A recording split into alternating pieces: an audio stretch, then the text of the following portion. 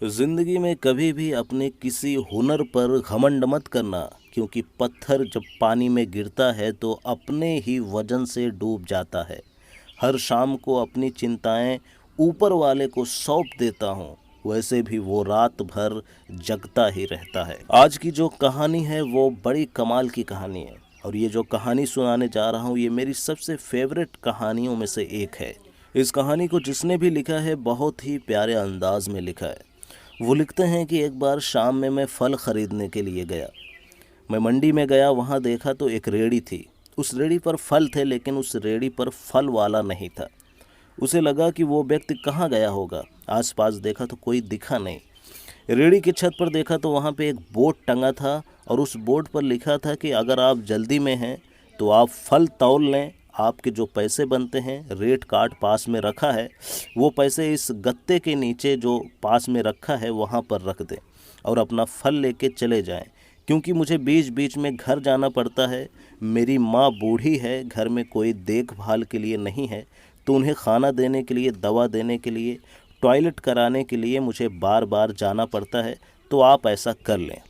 एक लाइन और नीचे लिखी थी कि अगर आपके पास पैसे नहीं हैं तो आप मुफ्त में ले जाएं, आपको इजाज़त है।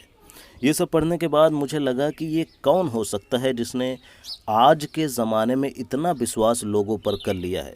फिर भी मैंने आसपास देखा, कोई मिला नहीं, तो मैंने लिस्ट में से देखा कि किसका कितना प्राइस है। 2 किलो सेब ले लिए, 1 डज़न केले ले लिए।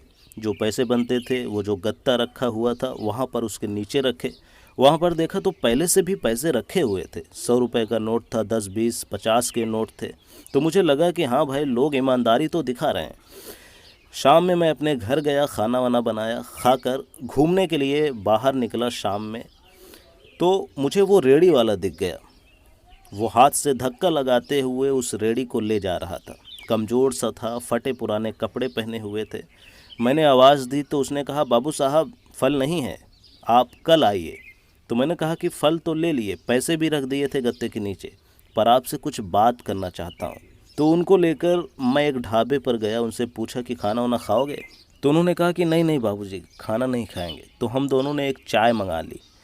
चाय पर थोड़ी चर्चा होने लगी, तो मैंने उनसे उनका नाम पूछा। फिर पूछा कि ये जो कहानी है आपकी बोर्ड वाली, आप ऐसे रखकर चले जाते हैं, फल को छोड़कर चले जाते हैं, आपको नहीं लगता कि आपके सामान चोरी हो जाएंगे, पैसे वैसे कोई चोरी कर लेगा? तो उस व्यक्ति ने जो कहानी सुनाई, जो जो अपनी स्टोरी सुनाई, उसको ज़रा ध्यान से सुनिएगा। उसने कहा, बाबू साहब मेरी माँ पिछले 2-3 साल से बहुत ही ज़्यादा बीमार रहती है। मेरे कोई बेटा बेटी नहीं है, मेरी कोई औलाद नहीं है, मेरी बीवी भी अब इस दुनिया में नहीं है। तो इस दुनिया में मैं हूँ और मेरी माँ है। तो मैंने एक दिन अपने माँ से पैर दबाते हुए कहा कि माँ, आप मुझे बहुत बार बार कहती हैं कि घर में रहा कर, तू चला जाता है तो जी घबराता है, मन नहीं लगता। लेकिन आप समझो कि मेरे पास जो पैसा नहीं है, अगर मैं घर में रहूँगा तो कमाएगा कौन? आपकी देखभाल कैसे होगी? आपकी दवाइयाँ कहाँ से आएंगी? तो मेरी माँ जो है वो ऊपर वाले में बहुत ही ज़्यादा यकीन रखती हैं, और ऊपर वाले को याद करके कहा कि बेटा एक काम कर, तू रेहड़ी को वहाँ मंडी में छोड़कर आ जाया कर, और एक बोर्ड लगा दे, उस पर लिख दे ये सारी कहानी। और तू देख, शाम में जब तू वापस लेने के लिए जाएगा ना, तो तेरा एक भी रुपया ऊपर नीचे नहीं होगा। मैंने अपने माँ से कहा कि ये क्या आइडिया दे रही हो? मतलब आप सोच भी रही हो कि आप क्या बोल रही हो? आज की दुनिया में इतने चोर उचक्के हैं, ऐसा माहौल है, ऐसे में कौन मेरी बात पे यकीन करेगा? और जिस रेहड़ी पर रेहड़ी वाला नहीं होगा, फल वाला नहीं होगा, वहाँ से फल कौन खरीदेगा? मेरी माँ ने कहा कि फालतू की बात मत कर, ऊपर वाले को याद कर, हमारी किस्मत में जितना बनता है वो अपने आप ही आ जाया करेगा। उस दिन के बाद से बाबू साहब 2.5-3 साल हो गए हैं, रोज़ ये करता हूँ। सुबह जाता हूँ रेहड़ी पर, फल वल जो है वो रेहड़ी पर छोड़कर ही आ जाता हूँ, और सीधा शाम में जाता हूँ।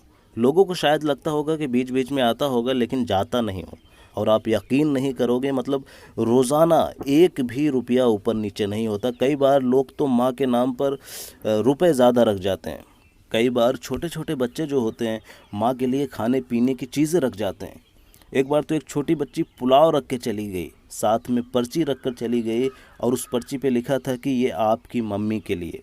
एक बार एक डॉक्टर साहब पर्ची रख कर चले गए, उस पर लिख गए कि आपकी माँ अगर ज़्यादा बीमार हो तो आप हमें इस नंबर पे कॉल कर लीजिएगा। तब से सब कुछ ऐसे ही चल रहा है। हमारी किस्मत में जितना है, माँ के आशीर्वाद से, ऊपर वाले के आशीर्वाद से सब कुछ मिल रहा है। ये छोटी सी कहानी बहुत सारी बात बताती है। सबसे बड़ी बात जो बताती है वो ये है कि तेरे दर पर आने से पहले मैं बड़ा कमज़ोर होता हूँ, मगर तेरे दहलीज को छूते ही मैं कुछ और होता हूँ। अपने ऊपर यकीन रखें, अपने ऊपर वाले पर यकीन रखें। लाइफ में ऐसा कोई चीज़ नहीं है जो आपको नहीं मिलेगा।